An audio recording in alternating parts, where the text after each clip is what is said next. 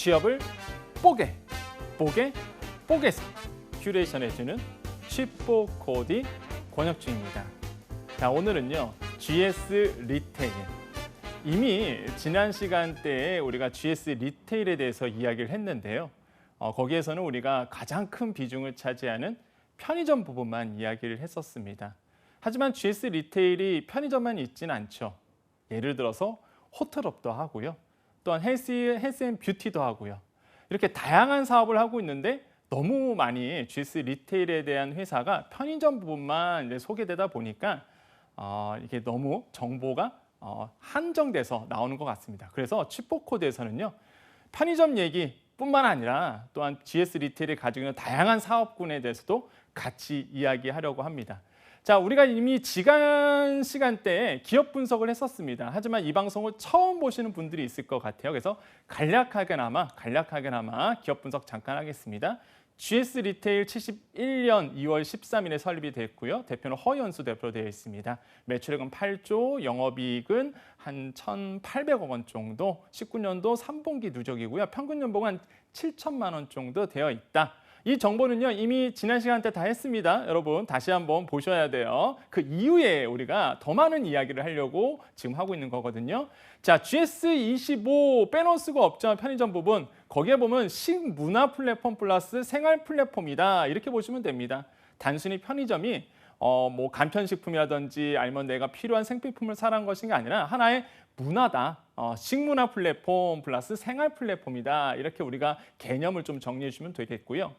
가장 많이 또 질문받는 거, 그다음에 가장 또 중요한 게 있죠. 바로 OFC가 무엇인가라는 얘기겠죠. OFC. GS 리테일 지원하시는 분 입장에서, 우리가 취준생 입장에서 OFC를 모르면 안 되겠죠. 그래서 GS25의 자료를 가지고 한번 설명해 보겠습니다. 자, OFC란 무엇인가? Operation Field Counselor의 줄임말을 OFC라고 얘기합니다. 그럼 뭐냐면 프랜차이즈 슈퍼바이저라고 얘기할 수 있겠는데요. 자, 슈퍼바이저 뭐죠? 판매 능력을 향상시키기 위한 판매 관리자의 역할이다. 즉, GS25 체인점의 관리 감독관으로 생각하시면 됩니다. 그래서 OFC 개념 좀 아시겠죠? 자, GS25는 뭐죠? 가맹 사업이죠. 가맹 사장님들이 원활한 점포 운영을 할 수 있도록 옆에서요, 카운셀러의 역할을 해주는 거예요. 그런 어떤 비즈니스의 핵심적인 역할을 하고 있는 사람들, 바로 여러분이 이제 대할 OFC다라고 말씀을 드리겠습니다. GS 리테일 들어갈 때에 우리가 입사 지원할 때에 OFC를 모르면 말이 안 되겠죠. 그래서 이미 많이 알고 계시겠지만 혹시나 모르시는 분들, 이제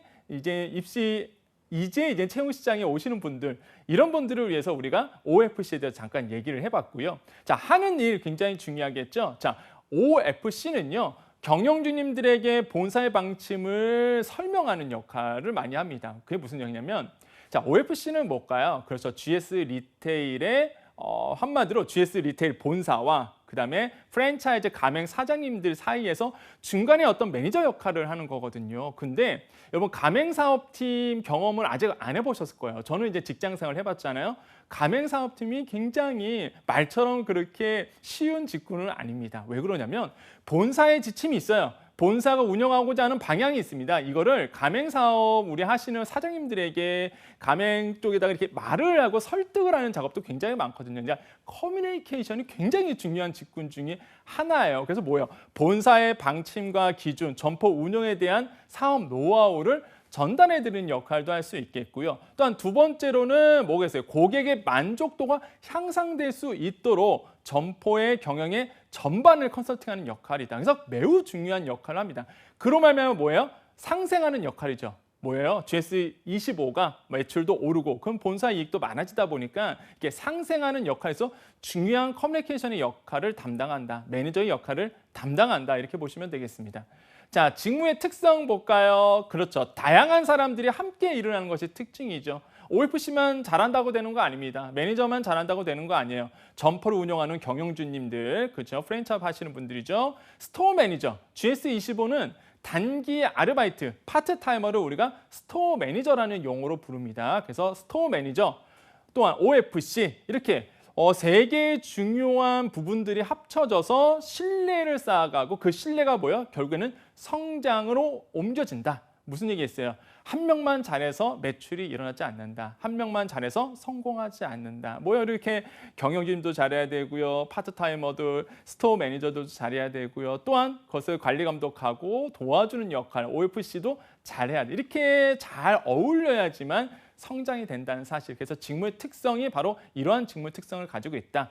필요 역량 중요하죠. 당연히 점포에서 발생하는 다양한 이슈들을 세심하게 챙길 수 있는 이런 책임감 있는 어떤 필요 역량이 굉장히 필요하다. 그다음에 데이터 분석 능력도 필요합니다. 왜냐하면 OFC잖아요. 프랜차이즈를 가지고 뭐예요? 슈퍼바이저 역할을 하는 거잖아요. 그래서 관리 감독해야 되고 또 어느 정도의 마케팅에 대해서도 어느 정도 이제는 프랜차이즈 처음 하시는 분들은 잘 모르시거든요. 이런 것도 이제 알려줄 수 있는 카운슬러 역할을 할 수 있는 부분이기 때문에 데이터 분석 능력, 자기 개발 이렇게 꾸준히 요구되고 있는데요. 자, 여기서 데이터 분석 능력이라는 어떤 필요 역량을 분명히 필요로 합니다. 근데 중요한 건 뭐냐면 과연 여러분께서 면접에 들어가셔서 그러면 데이터 분석 능력을 어느 정도 가지고 있냐 비슷한 질문이 온다면 어떻게 대답하시겠어요? 제가 여기서 팁을 하나 드리겠습니다.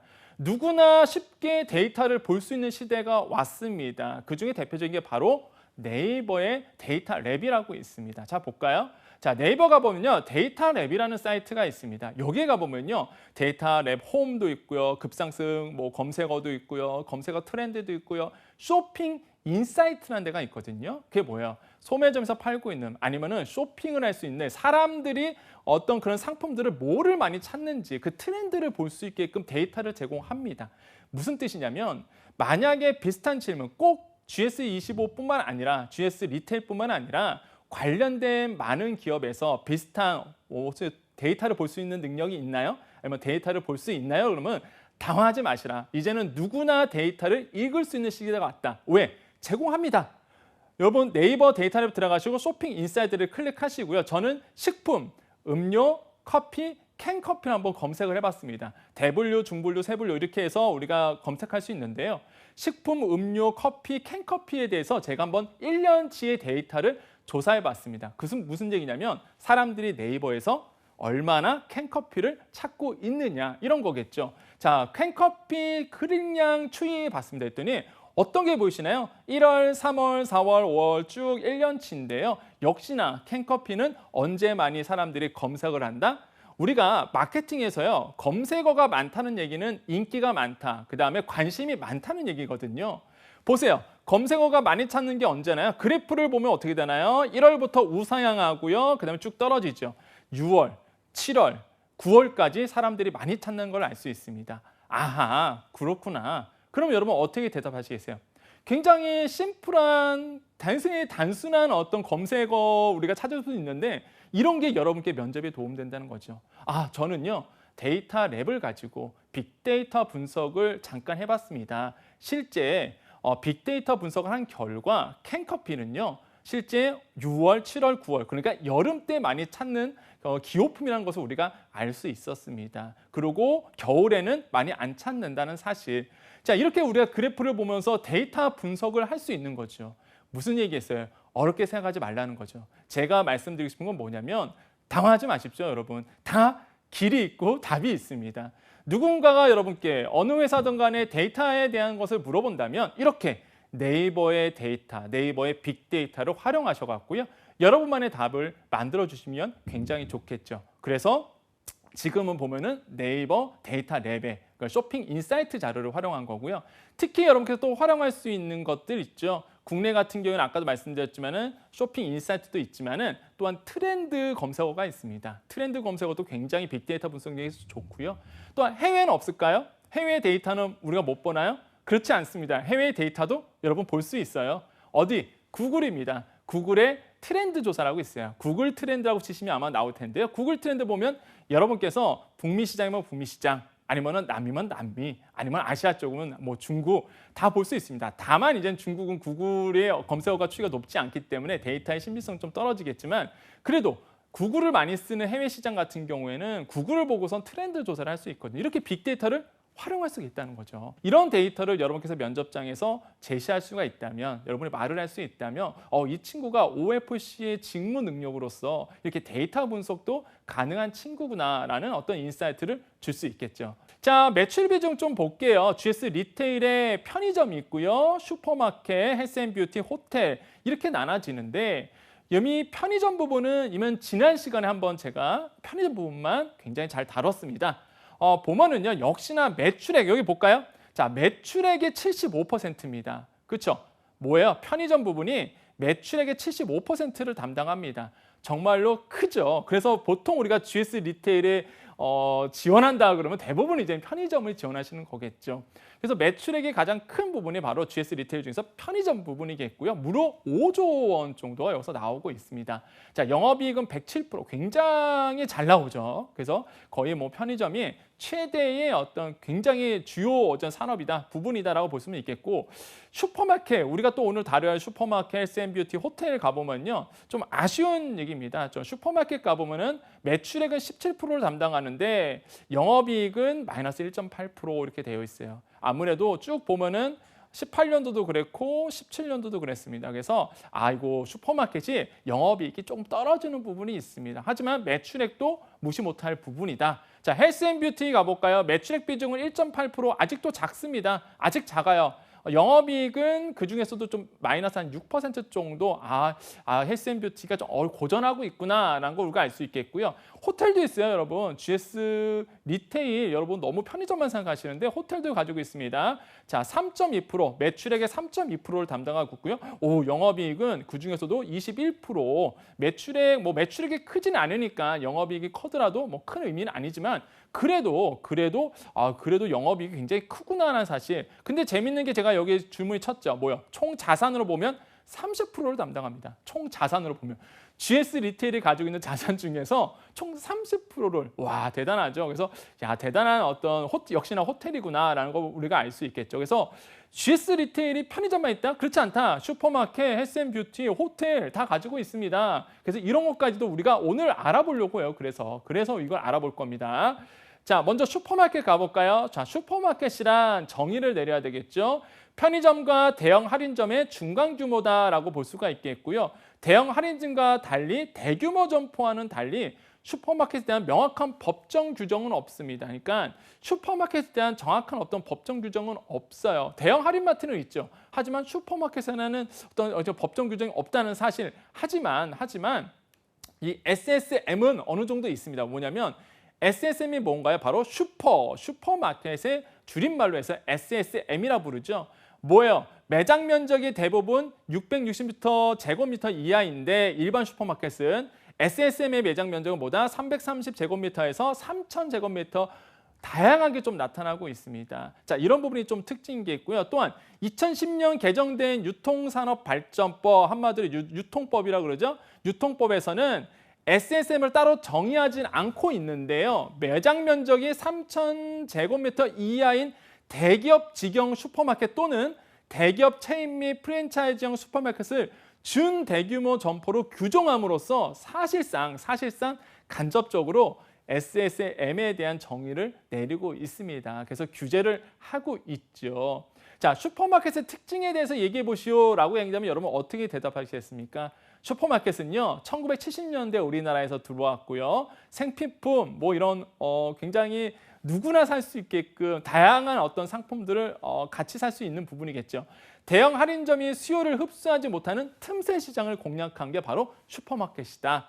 그 다음에 국가 소비 경제의 선순환 역할을 담당하고 있다. 어떻게 해요? 상품 공급망을 안정적으로 공급하다 보니까 이렇게 우리 어떤 유통업에 대한 소비 경제의 어떤 선순환 역할을 담당하고 있고요. 또한 특징이 뭐냐면 중소제조업체와의 지방의 특산품을 전국적으로 어떤 제공할 수 있는 이런 소매점이라고 보시면 되겠죠. 그래서 지역 경제에도 이바지하고 있대더라라고 말씀드릴 수가 있겠습니다. 자, 성장성. 정말 슈퍼마켓 성장성이 있니 물은다면, 자, 18년도 전체 슈퍼마켓 시장 규모는 약 40조 원이라고 합니다. 어마어마하게 크죠. 그중에 20개점 점포를 운영하는 SSM 비중이 14년부터는 좀 정책이다. 왜 정책일까요? 그렇죠. 규제가 들어왔잖아요. 그래서 사실 여러분 그 슈퍼마켓에 대한 규제 부분은 제가 좀 이따 굉장히 디테일하게 좀 말씀을 드릴 건데요. 여러분 슈퍼마켓에 지원하신 분들, 여러분께서 슈퍼마켓에 들어가신다 하시는 분들 같은 경우, 그러니까 뭐 GS 리테일뿐만 아니라 여러분께서 많이 알고 있는 강자, 유통 강자들의 슈퍼마켓이 굉장히 많잖아요. SSM이 굉장히 많잖아요. 똑같은 부분입니다. 잘 알고 계셔야 대한 정보겠죠. 자, 슈퍼마켓에 대한 경쟁 요소 볼게요. 대기업이 운영하는 슈퍼마켓이 있고요. 중소기업이 운영하고 있고요. 또한 개인 운영을 하고 있는 슈퍼마켓으로 구분을 할 수가 있습니다. 특히 개인 운영 슈퍼마켓이 가장 큰 비중을 차지하고요. 우리나라의 SSM 뭐가 있을까요? GS 슈퍼마켓, 그죠? 롯데슈퍼, 홈플러스 익스프레스, 이마트 에브리데이 이런 3개, 4개 업체가 강자로 이제는 자리잡기했죠. 그다음에 뭐 슈퍼마켓의 타 업체의 대비 차별성이 뭐냐? 주요 경쟁 수단은 뭐냐면 입지, 그렇죠? 입지겠죠? 어디 있느냐? 가격 정책, 대규모 경제, 그냥 규모 경제, 비용 구조의 효율화, 편의시설, 고객 서비스 이런 것들이 이제는 어떤 차별성이다라고 보시면 되겠고요. 하지만 여기 나옵니다. 2014년부터는 고전을 하고 있다. 왜 그러냐면 규제와 맞물려서 좀 침체기 아니면 더 이상 성장을 못하고 있다. 이렇게 보시면 되겠습니다. 자, 규제사항 굉장히 중요합니다. 슈퍼마켓을 이해하시려면 SSM을 대기업의 중심으로 이어주는 SSM을 이해하시려면 규제를 이해 못하시면 사실 이해를 못하죠. 자, SSM이 대도시를 비롯 중방, 중소도시에 확대되면서 중소 유통점들, 그게 뭐야? 지방에서 슈퍼마켓 하시는 분, 개인으로 유통하시는 분들이 있죠. 개인적으로 슈퍼마켓을 운영하시는 분들, 이런 중소 유통점들과 갈등이 심화됐죠. 중소 유통점들은 정부에게 이거 규제 좀 해달라고 요청했고요. SSM 측은 오히려 이건 차별적이다, 우리를 차별하고 있다라고 이렇게 하소연을 했습니다. 그래서 결국에는 2010년 11월 유통산업발전법, 우리가 이걸 유통법이라고 부르고요. 대중소기업 상생협력 촉진에 관한 법률, 상생법이라고 부르죠. 이렇게 상생법, 유통법으로 해서 규제가 실제적으로 SSM에 들어왔죠. 한번 볼까요? 자, 유통법이란 자, 뭐가 전통상업보존구역, 그러니까 뭐야? 우리 시장, 전통산업시장, 거기서 1000m 이내의 대규모 점포 또는 준대규모 점포가 들어온 것을 제한하고 있습니다. 그럼 상생법이 있습니다. 상생법은 뭐냐면 중소기업의 경영 안정에 현저하게 나쁜 영향을 미칠 것 같다. 그러면은 사업조정 신청을 할 수 있도록 규정하고 있습니다. 뭐예요? 대기업이 뭔가 사업을 시작하는데 이게 중소기업에 크나큰 영향을 미칠 것 같다. 그러면 사업조정 신청을 할 수가 있는데 사업조정 제도 볼 수 있습니다. 이게 뭐예요? 대기업의 사업 진출로 해당 업종의 상당 부분 중소기업이 수요 감소라든지 아니면은 경영 안정에 현저하게 나쁜 영향을 미칠 경우에는 이렇게 사업조정 제도를 할 수 있겠는데요. 이게 대표적인 어떤 규제라고 볼 수 있겠죠. 그럼 이게 SSM이랑 어떤 상관이 있냐면 여기 볼게요. 개정안에서는 점포 체인까지도 조정 신청 대상에 포함시켰습니다.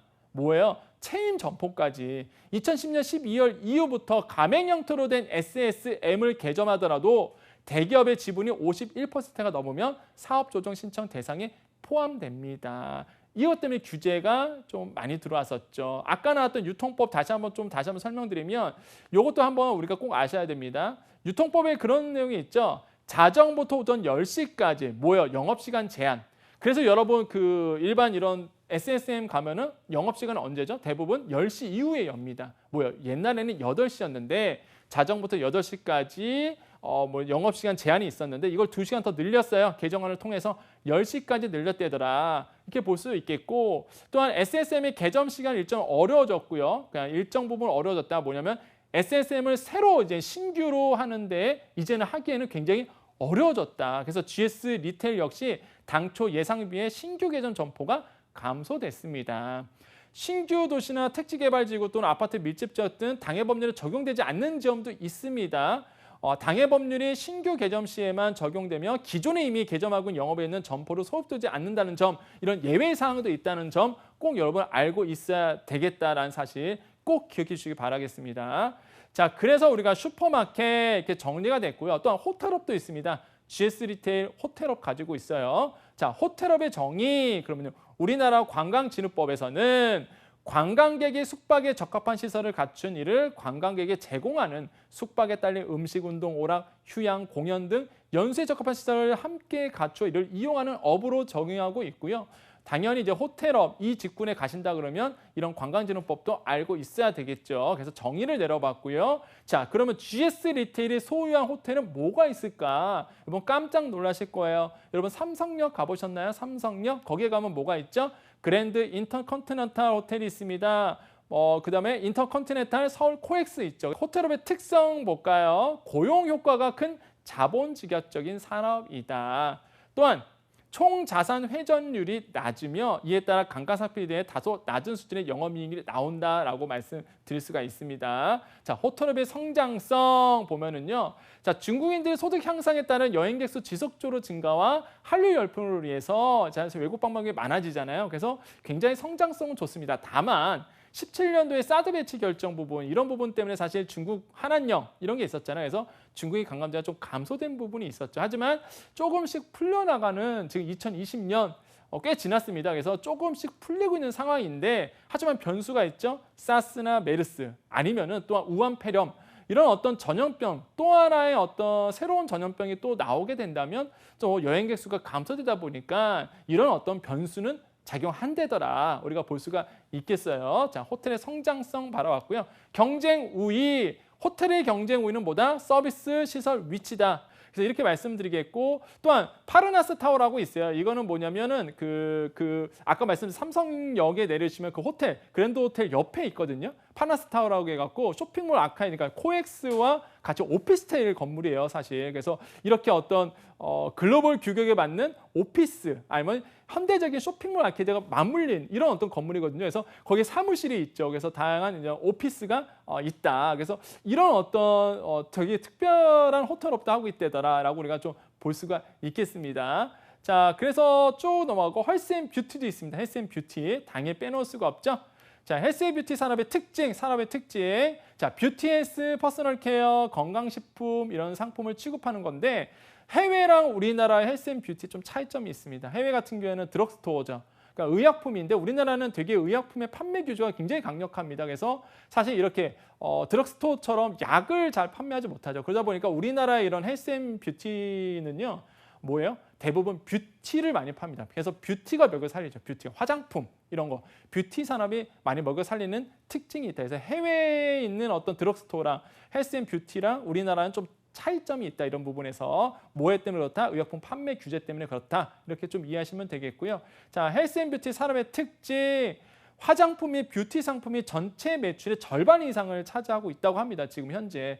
이 자료요. 제가 항상 말씀드리죠. 증명된 자료고요. GS 리테일에서 사업 보고서 아니면 다양한 비슷한 직군에 나오는 사업 보고서를 제가 리서치하면서 만든 자료이기 때문에 팩트입니다, 여러분. 그래서 꼭 보셔야 돼요. 제가 좀 아쉬운 건 뭐냐면 GS 리테일만 지원하신 분들이 보시면 굉장히 아까운 어떤 정보겠죠. 같은 비슷한 직군들, 비슷한 산업에 내가 지원하신 분들을 제가 항상 그런 분들에서 폭넓게 이해하시라고 그 산업에 대한 얘기까지도 같이 하고 있잖아요. 그래서 꼭 보시길 권유드리겠습니다. 자, 절반 이상을 차지하고 있다더라. 그래서 10대에서 30대의 젊은 고객들이 니즈 및 트렌드를 반영해서 퍼스널 케어라든지 건강기능식품 라인업도 강화되고 있다. 독자적인 PB 상품 등을 개발하고 있다라고 우리가 보시면 되겠습니다. 자, 헬스앤뷰티 성장성 이어갑니다. 자, 지난 3년간 헬스앤뷰티 산업은 정말로 고성장이었습니다. 여러분 뭐 눈에 둘러보면 이제는 로드샵들은 없어지고 그렇잖아요. 요즘에 로드샵 보이나요? 화장품 로드샵 없어지고 있죠. 줄어들고 대신에 뭐가 있죠? 이런 편집샵들, 헬스앤뷰티 이런 산업들이 고성장하고 있죠. 뭐 GS 리테일 같은 게 뭐예요? 랄라블라죠, 랄라블라. 옛날로 얘기하면 왓슨스. 랄라블라를 비롯해서 CJ 올리브영, 그 다음에 뭐 이마트의 부츠, 롯데, 롭스 이런 헬스앤뷰티 산업이 진행하고 있는데 여기서 왓슨스 얘기가 나와서 잠깐 말씀드리지만 여러분 요 이슈도 여러분 혹시나 그냥 개인적으로 좀 알고 있어야 됩니다. 과연 GS 리테일은 왓슨스라는 브랜드를 버리고 랄라블라로 갈아탔는데 과연 그게 옳은 선택이었을까? 이런 어떤 퀘스천 마크도 여러분 가지고 있어야 됩니다.